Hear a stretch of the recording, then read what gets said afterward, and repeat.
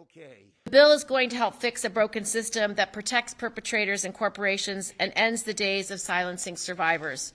No longer will survivors of sexual assault or harassment in the workplace come forward and be told that they are legally forbidden to sue their employer because somewhere buried in their employment contracts was this forced arbitration clause. The Ending Forced Arbitration in Sexual Assault and Sexual Harassment Act will void all forced arbitration provisions for sexual assault and harassment, allowing them to have their day in court. A basic constitutional right, your day in court, to be heard and to aspire to justice. And that will be, going forward, their right. It will also allow them to discuss their cases publicly, to tell your story, to tell your colleagues, to tell your family, to tell the people you know and love what's happening, and it prevents corporations from protecting their harassers and abusers. So to all the women and men, but mostly women, you're going to have a right today that you did not have yesterday. You're going to have a chance to be heard differently and is long overdue. So what will happen in the business community? They will up their game.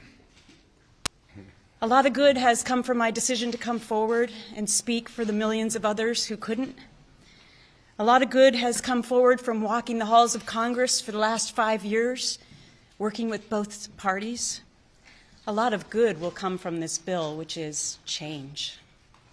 The bill will allow survivors a choice: secret arbitration or the public courts. And I believe this bill will also have a dual effect.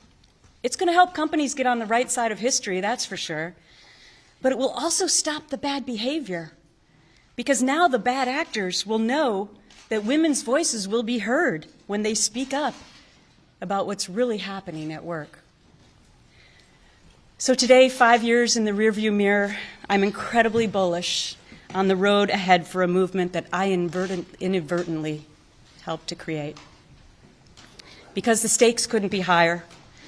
Marching in the streets can inspire us. Editorials can open our minds. Hashtags can galvanize. But legislation is the only thing that lasts.